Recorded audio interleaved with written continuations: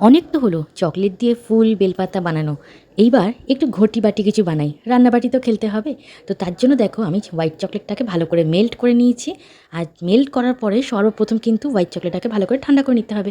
আর এই রকম একটা অ্যালুমিনিয়ামের বাটি নিয়েছি, তোমাদের হাতের সামনে যে কোনো বাটি থাকলে তোমরা সেটাই নেবে। অবশ্যই সেখানে কিন্তু ক্লিন র্যাপ দিয়ে ওটাকে কভার করে নেবে।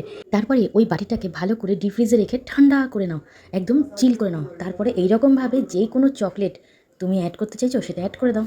ভালো করে যখন দেখবে চকলেটটা কভার হয়ে গেছে ফ্রিজে রেখে দাও, ঠান্ডা করে নাও। কিন্তু একবারে কিন্তু এটাকে তুলতে চেও না, আবার একটা কোটিং দাও।